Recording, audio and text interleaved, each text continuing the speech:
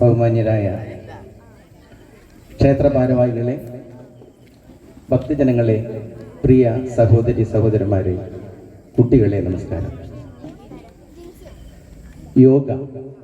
യോഗ എന്ന് വെച്ചാൽ സംയോജനം, ചേർച്ച എന്നാണ് അർത്ഥം. അപ്പൊ ഏതൊക്കെ തമ്മിലാണ് സംയോജനം നടക്കുന്നത്? ഒരു വ്യക്തി ശാസ്ത്രീയമായി യോഗ പഠിച്ച് നിത്യജീവിതത്തിൽ പകർത്തുകയാണെങ്കിൽ അദ്ദേഹം അറിഞ്ഞോ അറിയാതെയോ കിടക്കുന്ന അദ്ദേഹത്തിലെ കുണ്ടലിനി ശക്തി എന്നറിയപ്പെടുന്ന മഹത്തായ ശക്തി ഉണർന്ന് പ്രവർത്തിക്കാൻ തുടങ്ങുകയും കാലക്രമേണ അയാളുടെ ശരീരം, മനസ്സ്, ബുദ്ധി, ആത്മ, പരമാത്മ, പ്രപഞ്ചം കാലക്രമേണ ഒന്നിക്കുന്ന പറയുന്നത്. അപ്പൊ അങ്ങനെ ഒന്നിച്ചാൽ എന്താണ് സംഭവിക്കുന്നത്?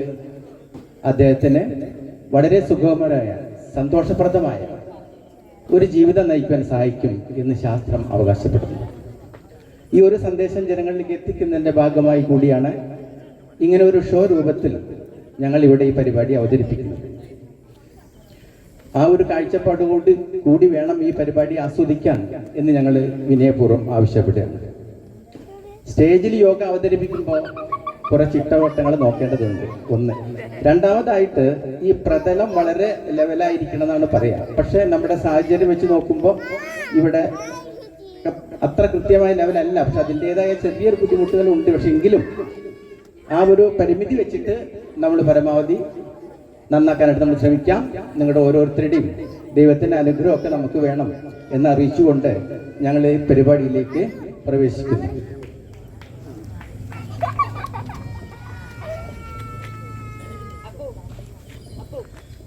യോഗാസനങ്ങളാണ് ഇവിടെ പ്രധാനമായിട്ട് നമ്മൾ ജനങ്ങൾക്ക് ഒരു അവയർനെസ് രൂപത്തിൽ അവതരിപ്പിക്കുന്നത്. ആദ്യമായിട്ട് വൃക്ഷാസനം എന്ന് പറഞ്ഞ് ട്രീ പോസ്. അതിന്റെ ഗുണങ്ങൾ ഞാനൊന്ന് പറയാം. ഏകാഗ്രത വർദ്ധിക്കും, മനസ്സിനെ, ശരീരത്തെ നിയന്ത്രിക്കാനുള്ള കഴിവ് ഡെവലപ്പാകും.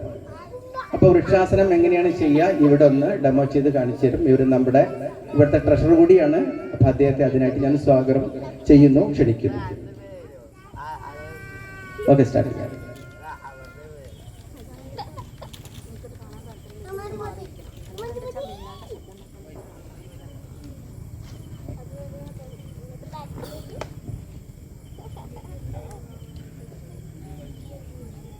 ചില സമയത്ത് നമുക്ക് ഇങ്ങനെ നിൽക്കാൻ കഴിഞ്ഞില്ല എന്ന് വരും. അപ്പൊ മനസ്സിലാക്കാൻ നമ്മുടെ മനസ്സ് പതറുന്നുണ്ട്, ഏകാഗ്രത കിട്ടുന്നില്ല എന്നുണ്ട്.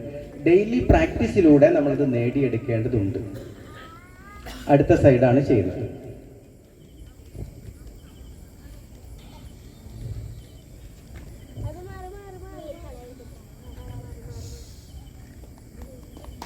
റിലാക്സ്.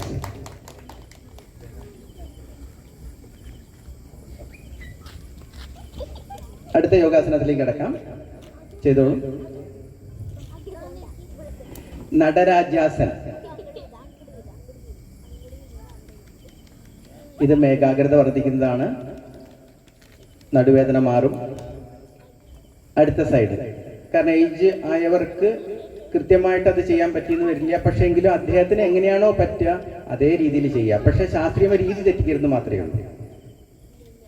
അടുത്ത സൈഡ് ചെയ്യേണ്ടതുണ്ട്. റിലാക്സ്, വിശ്രമിക്കാം. അവിടെ ഇളകുണ്ട്, പ്രതലം ശരിയല്ല. അതാ ഞാൻ പറഞ്ഞത്, പ്രതലം ശരിയല്ല, ഇളകുന്നുണ്ട്. അതാണ് കുഴപ്പമില്ല. അടുത്ത സൈഡാണ്.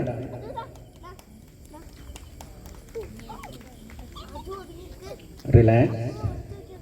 വളരെ സാവധാനത്തിലാണ് നമ്മൾ യോഗാസനത്തിലേക്ക് പ്രവേശിക്കാവൂ. Mounting, dismounting. നമ്മൾ എങ്ങനെയാണ് യോഗാസനം പോണത്, സോഫ്റ്റ് ആയിട്ട് പോകണം, അതേ തന്നെ നമ്മൾ തിരിച്ചു വരേണ്ടതുണ്ട്. ഓക്കെ, അടുത്ത ആസനത്തിലേക്ക് കിടക്കാം.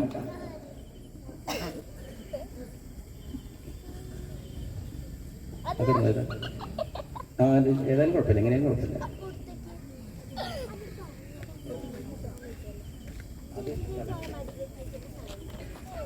തലങ്ങോട്ടേക്ക്.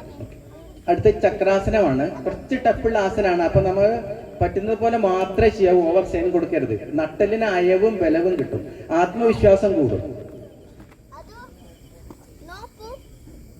ഇതേപോലെ മലർന്ന് കിടക്കും. സാവധാനത്തില് പതുക്കെ ചെയ്താൽ. ഇത് വിപരീത കരണി മുദ്ര. വിപരീത കരണി മുദ്രയാണ്. തൽക്കാലം കാലിന് ആ ഭാഗത്തേക്കുള്ള ബ്ലഡ് സർക്കുലേഷൻ ഇങ്ങോട്ട് നെഞ്ചിന്റെ ഭാഗത്തേക്കും മുഖത്തേക്കും തലയിലേക്കും കിട്ടും. അപ്പൊ ചെറിയ ചെറിയ ബ്ലോക്ക് മാറിന് അത് ക്ലിയർ ആവും. പക്ഷെ ഹൈ BP ഉള്ളവർ ചെയ്യാനും പാടില്ല. അത് കഴിഞ്ഞ് സാവധാനത്തിൽ കിടക്കും. സാവധാനത്തിൽ കിടന്നു, സാവധാനം കിടക്കും. പതുക്കെ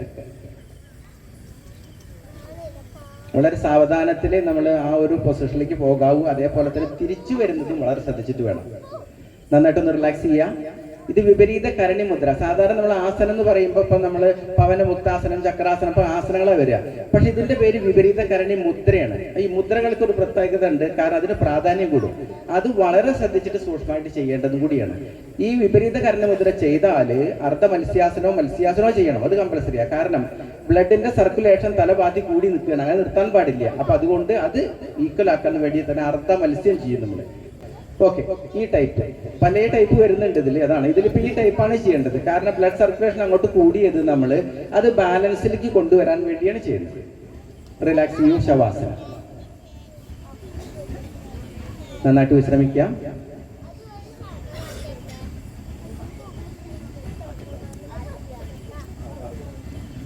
അടുത്തത് കന്ദരാസനം. ശ്വാസം എടുത്തുകൊണ്ട് ഹിപ്പ് പൊക്കും. ഇത് ബാക്ക് പെയിന് കുറയാനുള്ള ഒരു ആസനമാണ്. പക്ഷെ ബാക്ക് പെയിൻ ഉള്ള സമയത്ത് ചെയ്യാനും പാടില്ല. ഇല്ലാതിരിക്കാൻ, നമ്മുടെ ചികിത്സ കഴിഞ്ഞിട്ട് പിന്നെ വരാതിരിക്കാനും ബാക്ക് പെയിൻ ഉണ്ടാവാതിരിക്കാനും നമ്മൾ ഈ ആസനങ്ങൾ ചെയ്യും. സേതു ബന്ധനാസനം, കന്ദനാസനം എന്നൊക്കെ പറയും. ഇത് നമ്മുടെ മുഖത്തൊരു പ്രസന്ന ഭാവമൊക്കെ കൊണ്ടുവരാൻ സഹായിക്കുന്നതാണ്. സാവധാനം വിശ്രമിക്കാം. റിലാക്സ്.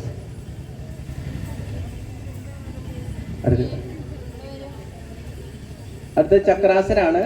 അത് കുറച്ച് ടഫ് ആസനമാണ്. അതില് ശക്തിദായക ആസനത്തിൽ പെട്ടതാണ് ചക്രാസനം. അപ്പൊ അത് വളരെ പതുക്കെ ശ്രദ്ധിച്ചിട്ട് വേണം. നമുക്ക് എത്രയെ പറ്റി അത്ര മാത്രം.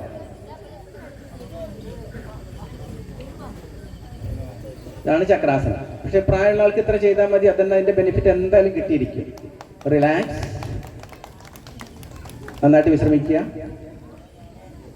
സാധാരണഗതിയിൽ നമ്മൾ 1-2 ആസനം ചെയ്ത് കഴിഞ്ഞ് ശവാസനത്തിൽ ഏതാനും സെക്കൻഡ് കിടന്ന് വിശ്രമിച്ചിട്ടാണ് അടുത്തേക്ക് പോകേണ്ടത്. ഇത് നമ്മളൊരു ഡെമോ രൂപത്തിൽ ചെയ്യുന്നത് കാരണം കുറച്ച് സ്പീഡിൽ ചെയ്യണം.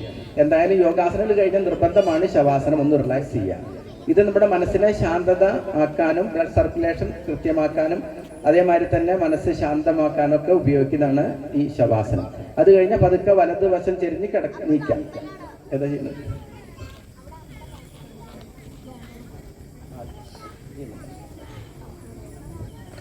സുപ്ത വജ്രാസനം എന്നാ പറയാ. സുപ്തം എന്ന് പറഞ്ഞാൽ കിടക്കുക. വജ്രാസനത്തിൽ കിടക്കുന്നതാണ്. ഇതും ശ്രദ്ധിച്ച് ചെയ്യേണ്ട ഒരു ആസനമാണ്. വളരെ സ്ലോവിലെ ചെയ്യാൻ പാടും. പതുക്കെ പതുക്കെ. ഇതാണ് സുപ്ത വജ്രാസനം. ഇത് ബാക്ക് പെയിൻ ആശ്വാസം കിട്ടും, മുട്ടുവേദനയൊന്നും വരില്ല, എനർജി കിട്ടും, ആത്മവിശ്വാസം വർദ്ധിക്കും, മനഃശാന്തി ഉണ്ടാവും, ഉറക്ക സുഖാവും, ഒരുപാട് ഗുണങ്ങളുണ്ട്. റിലാക്സ്. പതുക്കെ തിരിച്ചു വരാം. സാവധാനം.